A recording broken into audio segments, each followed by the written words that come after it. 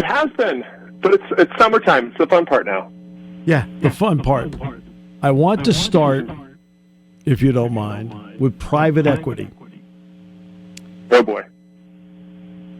I just did a story this week about Red Lobster, where Thai Union, and I'm not telling you anything you don't know, but Thai Union was brought in for a 49% share of Red Lobster, and they've now run it to bankruptcy because Red Lobster's ownership essentially ceded control of the day-to-day operation. I think they closed 51 stores in the last 2 weeks, right? Yep. Is that what I just read? 51 locations? Yep. Yeah. So how do you look at private equity with universities and athletic departments? And how important is keeping control moving forward? So we have private equity investors here. I advise private equity funds regularly, so I know them very well. I know how they work. I know what their intent is, and I know what they try to do. There are so many kinds of private equity funds out there that it's kind of like comparing Penn State football to Grand Canyon, right, which is a private, for-profit Christian university in Phoenix. I mean, they're very, very different organizations in how they do things, but they compete in the same league. Private equity is kind of the same way. There's chop shop private equity, which is what happened with Red Lobster. You know, they come in, they try to benefit the bottom line. They make a lot of cuts. You know, the big names, if anybody has heard them, is, you know, the Toma Bravos of the world, people like that. What's happened with private equity is they've generally invested in businesses that we all understand, like Red Lobster and others, but they've really gotten into sports in the last 15 years. There are some private equity funds that are sports only, Bruin Sports Capital and others, and there's other really major ones that the listeners, bear with me on this one. You won't know who they are, but then when I start talking about what they do, you will know. So, you know, there's Arctos Sports Partners, there's Silver Lake, there's 6th Street. Now, okay, those names don't mean much to you, but the New York Yankees do. The Dallas Cowboys do. Leeds United Football Team does. San Francisco 49ers do, right? These are the private equity funds that help acquire those teams or acquire the companies that are supporting those teams. And it had so much success in sports that they want to get involved on the university side because they see how fast it's changing. I mean, there was just a court decision a couple weeks ago where now the universities are allowed to pay their players. Right. And they see this as kind of a Wild West, like this is all going to change, and they want to be involved.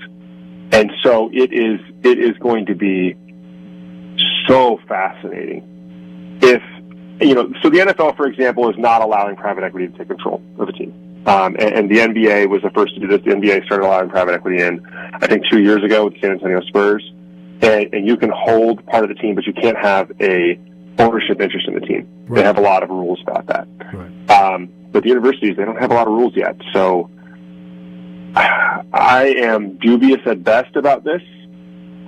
When everything moves to for-profit all the time, how does that align with the charter for Penn State or with the charter for USC or for the universities that they're tied to? Mm-hmm. I just don't know how those can coexist. And that's what I'm interested to see, because somebody that would be interested would be Redbird. Yeah. Redbird. Yep. Redbird is, Jerry Cardinal. And LeBron James has shares in Redbird, I believe. Mm-hmm. They have equity in the Penguins, the Red Sox, and AC Milan, if I'm correct. And Liverpool, right? And Liverpool because of the Fenway, the Fenway Group. Yeah, with Fenway Sports Partners. Mm-hmm. With John Henry. So they have Liverpool, AC Milan. It seems that on the surface that they don't get involved in the day-to-day operation of what's going on. When Redbird does not yet. No. Not yet. Now, they say that now, this is Jerry Cardinal's quote, and this goes back to December when he spoke at the Sports Business Journal conference in Las Vegas. He feels that Redbird might be interested in 5 to 10 college programs. And when they asked about the value of Michigan, he said Michigan's value would be about $1 billion. That was his quote. Mm-hmm. Okay. When you're involved in private equity, what do they usually want in return? So I'll keep it as simple as possible. Generally, businesses have different investment structures that they look for, right? Venture capital is kind of the entry-level, high return, higher risk business, right? They're on one side of the spectrum. They're all the way to the left side of the spectrum, and that's what we had originally. I'm going to invest in 18 companies. 3 of them are going to be blowout good. 3 of them might do okay, and the rest are going to go under. And that's okay with me because the 3 that are going to do well, one of them might do 100 times return on my investment. So I'll put in $2 million and I'll get $1 billion out of it in 10 years. On the far, far, far right side is bank lending, right, which is very low returns, super safe. I need to know every single thing there is to know about Steve Jones, and I'm going to know what you're spending on milk every month, and I'm hoping to get a couple of points. Private equity is more towards the bank side. So private equity is looking for, generally private equity funds hold between 5 and 10 companies per fund, and they're looking for like a 20% return year over year, right? They're looking for well-known businesses that are returning capital. And what they generally want to do is they see an opportunity to make that organization run better. Now, in the case of Red Lobster, they're saying, you got a lot of crappy stores that we need to close, and we're going to do that, and our profitability is going to go way up. And there's a lot of those private equity funds out there. It's awful. They lay a bunch of people off. It makes you think of Gordon Gekko on Wall Street. It's just the way it is. Yes. There's other private equity firms like Redbird, like Bruin, like Sixth Street, like those who look at this and they say, okay, well, we already have an ownership interest in a couple of other teams. And if we synergize our spend here, we can leverage the data analytics company we have an investment in to make Michigan a better school to help them sell more tickets. We can get them a better deal on hospitality because at 6th Street we also own food and beverage through Legends Hospitality. Yep. Right? Yep. And so that's what they're looking for when they do a deal like this. They look at a well-defined business like Michigan Sports and they say, we're going to put money into it. We're also going to create some scale, right? And that's been, I don't want to go on too much of a tangent, but that's kind of been something that's been happening in college sports for a while. That's right. There's a company that, I don't know if the listeners know of it, Learfield. What they do is they say, who do you think we've been with? Cole's a good friend. Well, this is our last week with Learfield, by the way. Oh, there you go. And they have competitors. There's Learfield, there's GMI, there's Playfly, there's a number out there. Penn State goes. And what they're doing is saying Penn State goes to Playfly on a Friday night. Goes to Playfly. They go to Mike Schreiber. I know Mike very well. Yep. He's a great guy. Great guy. I talk to him all the time. So what they're doing is they're saying, okay, if you go out there on your own, Penn State, and you try to hire a sales team to sell sponsorships, both locally and nationally, it's going to be very difficult for you to get the scale that a national organization is going to have, where they're going to say, hey, we've got a database of 15 million companies. We're doing massive deals with large brands who want to do multiple teams at once, right? They don't just want Penn State. They want Penn State and they want, another mega team in each one of the regions. And so they create these efficiencies. That's what private equity is looking at with these universities. They're saying if we can bring efficiency to these universities, they can make more money. At least that's their thesis. All right. So now, with the House ruling, what it'll do is it'll go back to Judge Claudia Wilken, and she's the one that has to eventually rubber stamp the settlement between all sides, which we all expect she will do. Starting in the fall of 2025, schools will have to start paying their athletes. The Penn State and USC number will be $22 million. Right? Not 20, it'll be $22 million. And and those schools will be able to handle this. So now let's take one step further. One thing that you see in the NBA, especially Major League Baseball, NHL, and in the NFL training camps, not in the regular season, training camps, sponsorships on the jersey. You know this very well. So give me an idea on Major League Baseball and the NBA, because these sponsorships on the jerseys, Vistaprint, Crypto.com, whatever it happens to be, are visible on are visible on TV, but not to the fan in the stands. What is that worth potentially in college football based on what you know about the NBA numbers and the Major League Baseball numbers?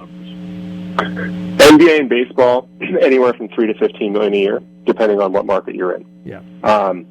If you are in a major market, you can get $15 million. You can get Vistaprint on the Celtics jersey. You can get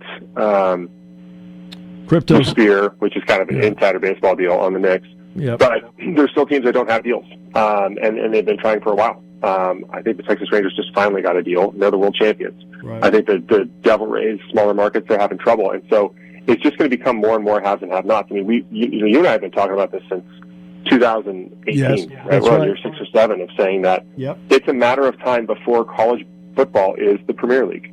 Like we're just following a already well-known, well-studied market. And guess who owns most of the teams in the Premier League? It's either private equity or outside interests, right? That's where we're headed with this. And it's scary for some schools and exciting for others. Like if you're SMU and you have super deep-pocketed alumni and, you've kind of been on the outskirts of college football since the Pony Express in the 80s, then this is the best thing you've ever heard of. Yep. Right? You've got oil money down there that you're ready to put to work to start competing. What I've been reading lately is how they're going to try to negotiate. Once she signs it into law, how do you start doing multi-year deals? How do you start doing multi-year NIL deals? How do you start locking players up? Because everybody is aware that the transfer portal is a thing, and they don't like it, and they don't like it for the sport. So how do we get to a position where signing day means something again, right? Because now what's happening is a lot of the signing day sponsors are saying, well, I don't care about signing day anymore because all you're doing is telling me where you're going to play next year. Right. And I don't know if you're going to be there beyond that. So this introduction of private equity, this introduction of jersey sponsorship, this introduction of new revenue streams is really leading us towards what you and I have been talking about for a long time, which is college football playoff, which we're finally here. That's kind of a UEFA Champions League, the same exact thing. And then you're going to have your divisions, and you can have your separate cups and bowls that go along that. People get terrified to say, well, then the Fiesta Bowl is not going to mean anything. But go tell everybody in Europe that the FA Cup doesn't mean anything. Right? I mean, Manchester United and City just dueled it out. It was one of the most highly watched games we've had in the last 10 years. So I just think that's the way we're headed. And you have blue blood matchups, October 12th, Penn State and USC, right? We're just headed that direction, and all the businesses around it are seeing it. History doesn't repeat itself. People do. And I think they're just looking at what's happening in these other sports and just replicating it, right? I think all these private equity guys are going, okay, well, look, here's what we did in the Premier League. Here's what we just did in the NBA. Here's what's coming in the NFL. What's next? Well, college football, of course. That's why I feel administrators need to study this. In other words, study the European football model. Study it. That way you can put together, if you decide to go private equity, you can put together a deal that works for the private equity firm and for you. Right. So well, here's what's terrifying about it is if you look at what happened in European football, at least in England, which is the biggest league, the Premiership, is the top teams got out in front of it and just said, look, we have loyalty to the rest of the teams in the FA, but not really. It's Everton, Arsenal, Chelsea, those teams. That's where Penn State and USC sit right now. That's right. I mean, so at some point, who's going to? This isn't a collectively bargained agreement like you see in the pro leagues, where people are going to look out for franchises. They're not. This is going to be a haves and a have-nots. And if you're a team that's sitting on the line of a have and a have-not, and I'd use an example locally, UCLA. I was about to bring that up. Relatively locally for you guys, Pitt. What do you do if you're Pitt right now? Right? You're not a blue blood anymore, but you're on the line, and now you're in trouble because this is going to split into group of 5 and majors, college football playoff, and maybe one of them will get to come play in like they do in the Champions League. Maybe this is the time you look at private equity. I mean, if you look at UCLA, they had a $106 million deficit. That's why they did the Big Ten deal. That's right. Right? They had to do the deal. They're broke. Right. And they want to compete on a national level. So this all has happened before, right? I'm not trying to bore anybody, but if you look at like Leeds United, for listeners who don't know what Leeds United is. Oh boy, here we Leeds go. United was one of the premium sports teams in the world. Yep. They were a multi-time champion of Europe, and in 2003 they had an owner who was kind of like Pitt, kind of like UCLA. They went all in to try to get to the UEFA Champions League and get the 20 million pounds that go with it, and they didn't get in. Declared bankruptcy, sold twice. Leeds fell all the way down to Division III, which would be like the Boston Red Sox playing in an independent league in Cape Cod. Mm-hmm. And then they eventually got their way back to, not in the second league, they were in the Premiership last year, they lost in the playoff last week to get up. But if you're sitting there and you're an administrator at a school like West Virginia, at UCLA, I hate to say it, yes, you have the conference looking out for you, but Illinois in football. I agree. Right? You're looking at this and you're terrified. You're saying, well, this is not a good time for us to be down as a program. Well, because this great divide is happening. Well, and I'll give you the great divide. Hey? USC can afford the $22 million per year. UCLA can't. Cannot. And they cannot. Okay, Pitt can't. Illinois, I don't think can. And here's the other part. Let's remember, UCLA has to give $10 million of what it's doing to Cal Berkeley for 3 years. Yeah. And Cal has essentially given up on big-time college sports. Cal and Stanford have both said we're not going to retrofit our stadium. Stanford, this is out west, so I don't know how much they get paid attention to back east, but Stanford's a perfect example of, Stanford Stadium seated 95,000 people. Yep. Now it seats 35. They still don't sell it out. Yeah. They don't care. And they're not going to. They decided we do Olympic sports. We're not interested in big-time college football. And that's the concern, is if you're UCLA, you're saying, okay, I've got to give $10 million to Cal. I've got the money. I've got protection from the Big Ten, but I'm taxpayer funded in a state that doesn't want to give any more money to sports. That's right. So it's just going to be so fascinating. And if you're a private equity brand, though, that's the logo you're looking at. Yeah. You have your blue bloods. You have Penn State. You have whiskey. You have Michigan, right? Wisconsin is the most highly attended college sports town in the world. I saw Penn State was in the top 10. Yeah. But yes, they saw it everything, right? That's a sure thing bet. But there's also going to be investors that look at this and say, okay, here's a brand that could be national in UCLA. But I get a pretty good deal here. Yeah. And I'll put you $22 million, but I'm going to take some control here. Yeah. Oh, they can lowball them. They can lowball them and get involved. Penn State has, for brand name, second highest attendance in the country. And for 2016 to 2023, 241 million viewers, which in that time frame is number 6 in the country. I mean, they're attractive for people who want to get involved. Yes, that's a surefire bet, and those are the kind of brands that Jerry Cardinal's going to look at. Yep, he's going to look at those brands and say, "I want Penn State, Michigan, right, Alabama, Texas. I want surefire money."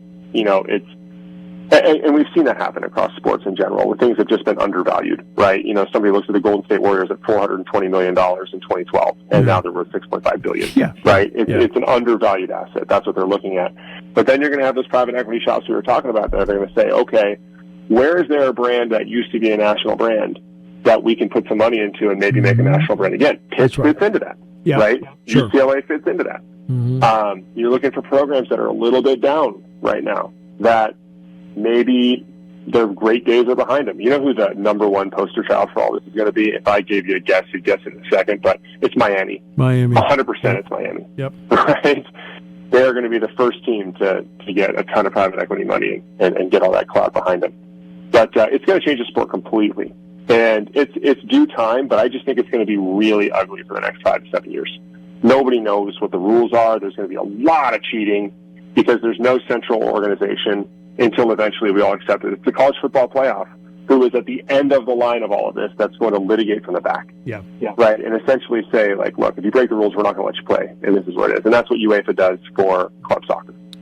UEFA says, look, if you break the rules, you can't. Like, for example, the new owner of Manchester United also owns Nice in France. Yes. Nice and Manchester United are supposed to play in the Europa League next year. And you can't have 2 teams in the Europa League. So he's going to have to figure out what happens. right? These are rules we don't have in place. If Jerry Cardinal puts money into Penn State and Michigan, there's no rule or guideline that stops Penn State from playing Michigan on the field. That's right. That's right. But the next key part to me, most people want to stay away from anything congressional with this because the government, let's be straight, the government isn't really good at running a lot of things, especially if it's not something they're used to doing. I mean, it's not a sports entity. I think that's a fair statement.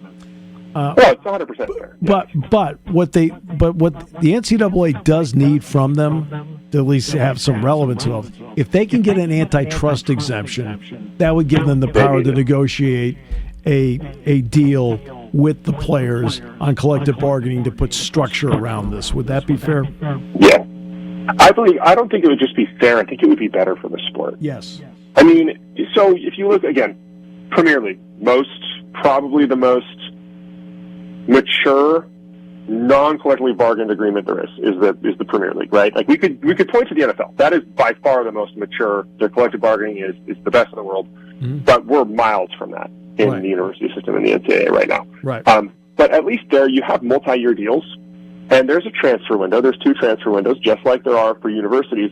But people don't generally do transfers until the year before their contract is up, and sometimes there's a trade between the organizations. Right? We don't have any of that protection in college sports right now. If you're Quinn Ewers and you go to Ohio State, you can transfer to Texas next year. Yep. If you're Joe Burrow and you're at Ohio State, you can transfer to LSU next year. Right? And these things happen, and that's fine. But is that what's good for the sport? Do people just want to watch one kid come in one year? I mean, I hate to sound like the old man, but I liked watching kids grow in the program. Me too. You are the greatest. I mean, that was a half hour that felt like 3 minutes. We'll do it again soon. We'll do it again soon. I hope you are well, my friend. And by the way, tell Pete Arbogast that Penn State's now part of the Play 5 family, all right? I love it. I'll do that. Okay. Thanks so much, Tony. Okay, talk soon. Always is my pleasure to be here. I hope you guys are doing as well as I am. Well, let's start with this. We are into the spring session of the NFL, and now there are rumblings that the players do not want to do any more spring sessions but have a longer training camp. What is your thought on that? I remember when the OTA concept became, what do we want to say, finalized, like when they hammered it out. I always kind of thought it was more like set up checkpoints for the players to have to come check in, more so than actually do anything. And a lot of that was, and people within the league say this, it's to put eyes on the players, to kind of make sure they can't go run hog wild for too long, and in that, make sure they're in shape, make sure their weight still looks about what they would want it to be. A lot of things that are not exactly collectively bargained. And in that, the union has been looking to have this done for a while now. This isn't really new. It's funny because it came out of nowhere today. I didn't even realize that they were negotiating it. But if you look at it logically, here's what the players ultimately would like. Push back when we have to come back to do football stuff. Don't have a gap between OTAs and training camp. There's about 6 weeks that goes into it there. Mm-hmm. Just give us the entire time off. We'll show up at, I haven't seen exact dates of when they were mentioning, but probably mid to late-ish June. Have us do all the stuff then go into training camp. And to me, it makes the most sense. It's the most logical way from a physical perspective. It's better for a player doing all of the things, kind of work themselves back into football shape at that point, if that's even such a thing that can be done anymore. I feel like you pretty much have to be conditioned 12 months out of the year. But have it lead into camp as opposed to let's do these voluntary things that we show up for and then take off for another 6 weeks after that. From a financial perspective, I think you'd probably get more attendance. There's not a gap in between it. A lot of it is per diem. And just to dive into that quickly, the players get X amount of dollars per day to show up to these things. I know that it's voluntary, but their teams are still obligated to pay them a per diem for being there. And the smart players show up because it's money, and why would you want to reject that? If that leads right into training camp, then there's a certain level of continuity, I think, that makes sense. They can just stay in town and, kind of do it all at once and have your body at, it's most ready to jump right into camp, which is where things really count. So in this proposal, what they're basically saying is just to have all the voluntary stuff right leading up into camp. Then most places have their facility is the host of their training camp anyway, so they're all there. They're used to being there. They're used to being together. That level of continuity, I think, is beneficial for an athlete. And in that, it honestly would make the most sense. I don't really know from an ownership perspective why they wouldn't want to do it for any reason that they can publicly discuss. They would like to have it earlier just, to get a look at players, especially right after the draft, to know who they have, to know what type of shape that they're in, and get a sense of how what they're going to be facing come training camp. It's probably something the owners will have to have to let go of eventually. But in this case, I think it makes the most sense just to start all of it. And it's not too far away from a time that they used to basically do it like that. But it's probably best all around just to have it start late June or mid to late June, whatever that exact date is, and have it run into training camp just for the sake of keeping everybody together, keeping the unit together. It'd be a lot easier than just having them come back and then setting them loose for 6 more weeks. Yeah, I mean, look, if you're a veteran, I don't think tack on another week to the front of training camp. Fine. I mean, I'm fine with OTAs though for the free agents and rookies, just so they know who they have and who actually take a minute and see which ones they actually want to bring to camp. Now that's a different proposition. Yeah, exactly. You need as much time as you can to evaluate everything, or at least they're convinced that that's the way it needs to be. It's important to remember too, though, that we're still talking about OTAs. They're not. This isn't like pre-training camp in the sense that they're going to go out and do contact drills and everything like that. It's still going to be the OTAs as we know them, except the dates are just changed. They're still voluntary. They're not able to change that within the CBA, and certainly the players aren't lobbying for tacking on a month to training camp. I'm sure the owners would love that. It has nothing to do with the scheduling. It's not going to be preseason games or anything like that. It's just not having OTAs starting right around Memorial Day and having them go through a good chunk of June before, kind of releasing them for what's left of the summer. We put it all together. I think you have the best mix of evaluation opportunities when you're allowed to evaluate. Granted, don't use the word evaluate. They're not really allowed to do that. But put it into context, as Mike Tomlin would say, it gives them an opportunity to let the players know what they're going to be doing come training camp. Right. They're not evaluating them on the drills, but they are showing them how to do the drills, what the schedule will be like, getting used to what the coaches are telling them to do, the things that they're focusing on. It makes sense. It's kind of a live work study. It gives them a chance to prepare themselves. I feel, though, that type of preparation would be best, to get a sense of it going into camp, but then to go off 6 weeks on your own, I don't think they're in a better position because of that. They may as well just take it while it's fresh in their mind, go straight into camp, and then dig into the playbook, put on the pads, start getting actual coaching and be evaluated physically and mentally for your validity or to your value of being on that year's team. That's just me from a management perspective. I feel that makes more sense. I'm curious to hear if teams have any specific pushback to it, what their argument would be. Well, this is where, again, let's think the way the NFL thinks, management size of it. So let's do that for a moment. All right. You know what? End of the season until training camp, and we'll only expand training camp by a week. But we want the 18th game. I don't think you look at it like this. I think people tend to think it's always a binary situation. It's always yes versus no. I think to some degree would be wise to accept, if nothing else, next collective bargaining agreement, the 18th game is probably going to be the NFL's priority. Yes, it is. If they're going to want that, it behooves membership of the NFLPA to get something in return for it. Yep.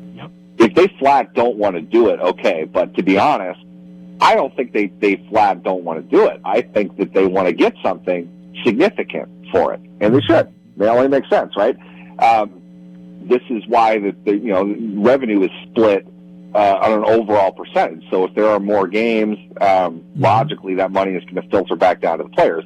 They're not going to get a flat rate for the extra game. Right. That's something that'll work itself out the same way it did when 17 games were there.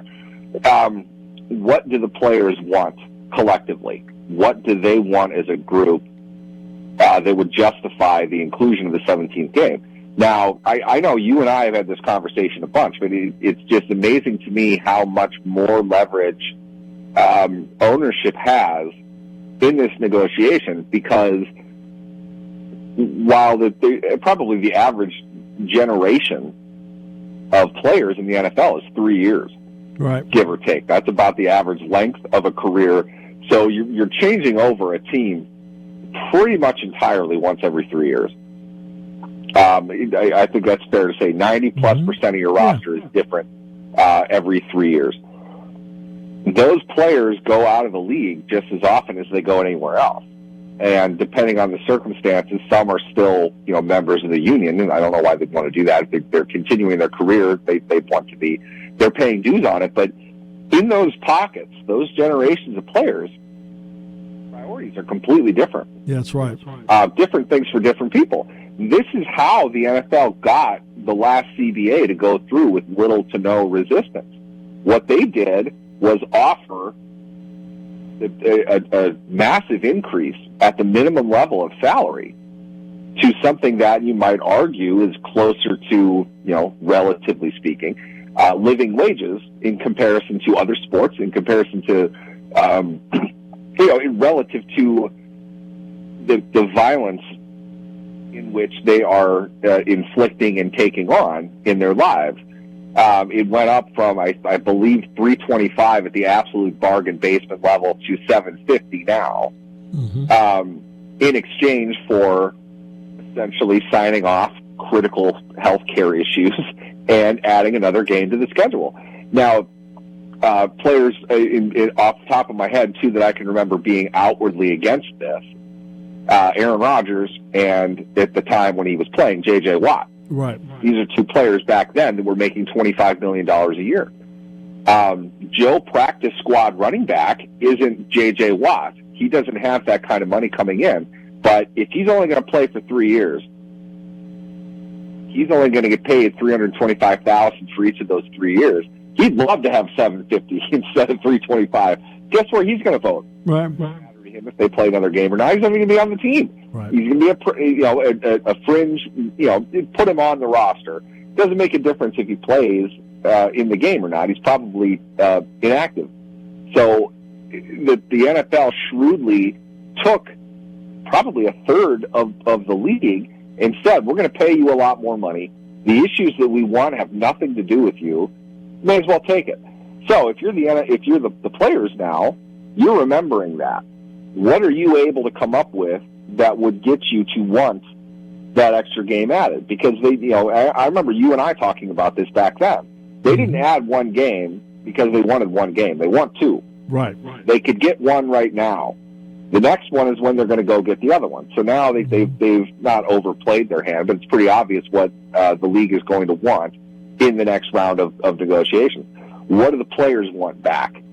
What are they going to request? And I think shortening training camp. The reduction of preseason games was a part of it. Maybe they do that again. I don't know, but I would hope, for the sake of the players, their leadership is looking for a larger, chunk of something, along with more revenue. Of course, they're going to want more revenue. That's always what the conversation's about. But they're going to need something else. Maybe this is sort of a good faith test. Are you willing to do something that just simply makes sense? It eliminates a lot of the problems that wink, wink, nudge, nudge. We know you're doing, but you're not going to admit it. Don't evaluate us before it's time to evaluate us.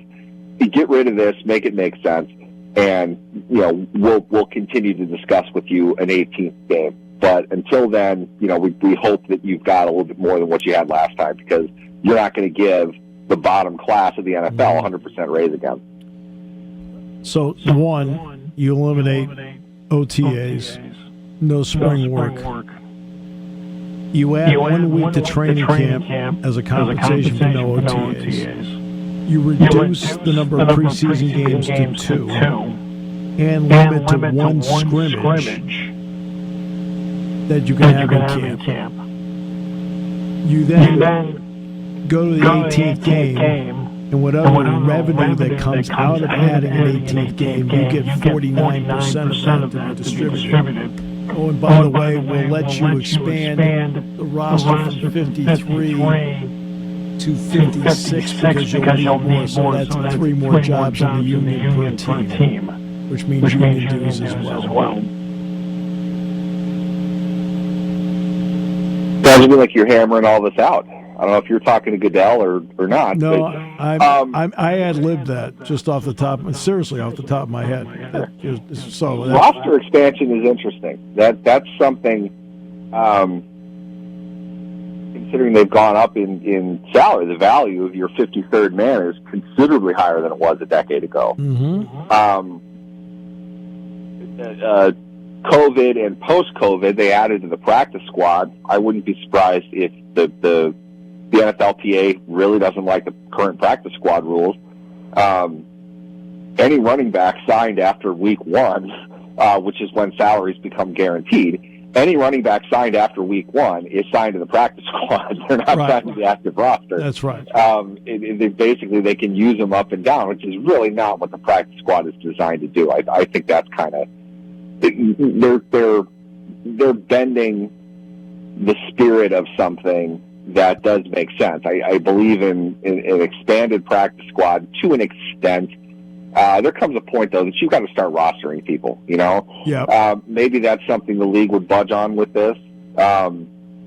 Interesting to me would be how, once again, that bottom level would get behind it, but the veteran players aren't going to care. They're not going to want to play another game just so there could be 3 more guys to compete to be, the shield on special teams. However, they do special teams now and in the future. We'll find out, I guess. Sure. That's interesting. I do think that is a part of the negotiation. I think that's going to have to come up at some point. Maybe you or somebody with a bit more NFL history behind them could weigh in.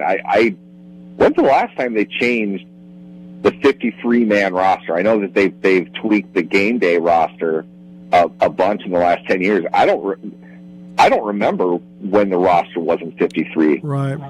Maybe that is something they're interested in changing in the future. That's been set for quite a while, and the game has changed significantly just in the last 10, 15 years, let alone 30, which is what I'm suspecting it was.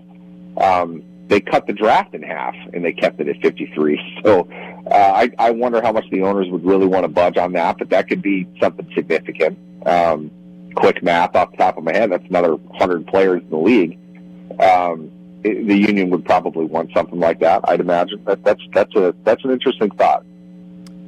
Well, this is one where the players have all the leverage, and they have to realize it. Get everything you want. Okay? Get everything you want. Because the owners are the ones that need the 18th game. You don't.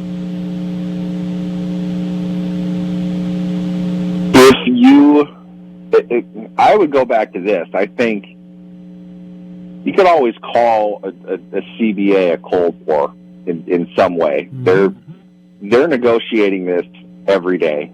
They're going to line up their priorities. They're going to, there's actionable items that'll come out that they need to negotiate in real time, and the CBA spells out exactly how they do that. Not everything is short of ratifying a new CBA. There are add-ins to it. The permanence of those add-ins is always something that's going to be negotiated. And I think really what we're talking about here is the players probably did not expect their union to ratify the 17th game as easily as it did. The key members of the union, and it's not even fair to call them that, but the most recognizable members of the union, i.e. the highest paid players, were not in favor of that because they're taking it on without any benefit. I think the players are going to go after a little bit more revenue for that other game now, along with some other things. In other words, they're going to want the league to pay a bit more to make up for what they didn't get the last time when they got shrewdly beaten by the owners again. They're going to need a little bit more. This is also going to be what do you want to say? It's a generation of more division. There's more argument. There's more discourse that exists in society. I'd imagine they're used to fighting for whatever it is that's going to come up. And we're talking, it's a couple of years yet down the line. The next wave of actual generational players is in high school. They're seeing what's going on in the world. They're going to be aware of, I would think anyway, they're going to be more aware of these types of things and go into it with the idea that we have to fight for change. We have to do something about this. Whether they will, I guess we'll wait and see, because frankly, ownership has won pretty much all of these, probably since '87. But we'll see how it all turns out. It's actionable. I'll say that. I think the players have certainly more reason this time. But I also think the league would be wise to recognize that you really didn't pay for the 17th game. You're going to have to pay at least 1.5 for the 18th game now. I might be better off just giving it back to the players a little bit. 1993. I looked it up. 3. Wow. Okay. 1993. 53-man roster with a couple of tweaks in there, here and there.